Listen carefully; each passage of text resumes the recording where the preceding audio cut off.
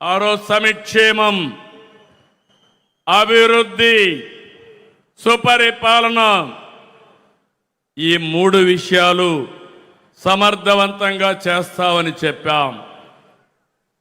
ఎన్ని కష్టాలున్నా, ఎన్ని ఆర్థిక ఇబ్బందులున్నా మనం చెప్పినది ఎలక్షన్ మేనిఫెస్టోలో గుర్తుపెట్టుకున్నాం.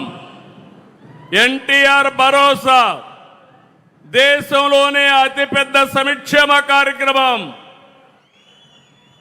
పేదలందరికీ 4,000, 6,000, 15,000, 10,000 ఇచ్చిన ఏకైక ప్రభుత్వం ప్రపంచంలో ఇక్కడ ఎన్డీఏ ప్రభుత్వం అని మీకు అందరికీ విజ్ఞప్తి చేస్తున్నాను. 63 లక్షలు ఇచ్చాం. ఇది చరిత్రలో ఎప్పుడూ జరగలేదు. అలాంటిది మనం నిలబెట్టుకున్నాం. తల్లికి వందనం చెప్పాం. ఎంతమంది పిల్లలుంటే అంతమందికి ఇస్తాన్నాం. ఇప్పుడే ఒక తల్లి వచ్చింది. 7 మంది పిల్లలుంటే 7 మందికి తల్లికి వందనం ఇచ్చామంటే అది ఎన్డీఏ ప్రభుత్వం. స్త్రీ శక్తి సక్సెస్ చేశాం. ఉచిత ప్రయాణ సౌకర్యాన్ని ఏర్పాటు చేశాం. ఇప్పటికే 71 కోట్ల మంది ప్రయాణాలు చేశారు. దీపం 2 తీసుకొచ్చాం.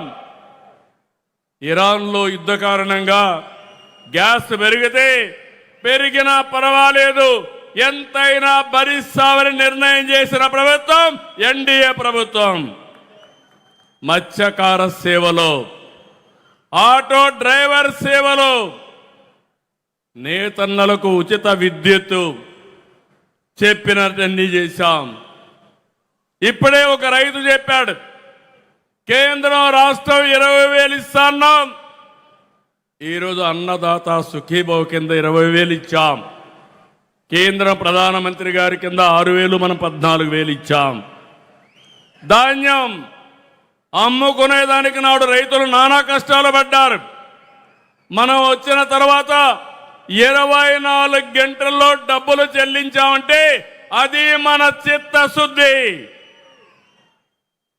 ఇంకొక పక్కన రైతుకు గిట్టుబాటు ధర రాకపోతే వీలైనంత వరకు ఆదుకోవడానికి మనం ప్రయత్నం చేస్తున్నాం. గీత కార్మికులు, వడ్డెర్లు, నేతన్నలు, అర్చకులు, నాయి బ్రాహ్మణులు, పాస్టర్లు, ఇమాములు, మౌజములు, ఇలా అందరినీ గుర్తుపెట్టుకున్నాం. ఆ రోజు చెప్పాం, ఈరోజు గుర్తుపెట్టుకొని ముందుకు పోతున్నాం. ఎస్సీ, ఎస్టీ, బీసీలకు సోలార్ రూఫ్ టాప్ ఇస్తున్నాం. 2 కిలోవాట్లు ఎస్సీ బీసీలకి, ఎస్సీ ఎస్టీలకు ఉచితంగా ఇస్తే 3 కిలోవాట్ల వరకు 78,000, 98,000 బీసీలకు ఇస్తున్నామని చెప్పి కూడా నేను మీకు తెలియజేస్తున్నా.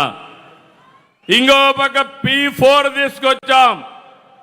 తద్వారా ఆర్థిక అసమానతను తగ్గించాలని ఒక నూతన ప్రయోగం చేస్తున్నాం. విద్య, ఆరోగ్యం, పేదవాడికి ఖర్చులు తగ్గించాలి. అందుకే కొత్తగా సంజీవని తీసుకొచ్చాం. డిఎస్సి పెట్టాం. టీచర్ పోస్టులన్నీ కూడా భర్తీ చేశాం. లా అండ్ ఆర్డర్ మెయింటైన్ చేయడానికి 5,757 మంది కానిస్టేబుల్స్ ఇచ్చాం. ప్రభుత్వ ఉద్యోగులను కూడా ఆదుకున్నాం. 23 నెలల్లో 21,000 బకాయిలు చెల్లించాం. ఇవన్నీ కూడా మీరు ఒక విషయం గుర్తుపెట్టుకోవాలి, రాష్ట్ర ప్రజానీకం గుర్తుపెట్టుకోవాలి. మన ఆదాయం ఉండి డబ్బులుండి కాదు, కేంద్రంతో సహకారం తీసుకున్నాం. కేంద్రానికి కూడా మనం ఒక్క రాష్ట్రమే కాదు, అధికారంలో చాలా రాష్ట్రాలు ఉన్నాయి. ఎంత ఇవ్వగలుగుతారో అంతవరకు వారిని మెప్పించి ఆదుకునే విధంగా కార్యక్రమాలు చేశాం. మన ఆదాయాన్ని పెంచుకోవడానికి ప్రయత్నం చేశాం. నేను ఎప్పుడూ మీకు ఒక మాట చెప్పేవాడిని, ఎవరైతే అభివృద్ధి చేసి ఆదాయాన్ని పెంచే వాళ్ళకి సంక్షేమం పంచే అధికారం ఉంది. అప్పులు చేసే వ్యక్తి, తాకట్టు పెట్టే వ్యక్తికి సంక్షేమం గురించి మాట్లాడే అర్హత లేదని మరొకసారి ఈ సభలో చెప్తున్నాం. గడిచిన ప్రభుత్వంలో ఆస్తులు తాకట్టు పెట్టారు. ఎంఆర్ఓ ఆఫీసు, అదే మారిగా హాస్పిటల్ తాకట్టు పెట్టడం, కడాన మద్యాన్ని తాకట్టు పెట్టి వచ్చే ఆదాయాన్ని కూడా అప్పు తీసుకురావడం, ఎక్కడికక్కడ రాష్ట్రాన్ని తాకట్టు పెట్టిన వాళ్ళు ఈ రోజు రాష్ట్రాన్ని గురించి మాట్లాడే అర్హత ఉందా తమ్ముళ్ళు అని మిమ్మల్ని అడుగుతున్నా.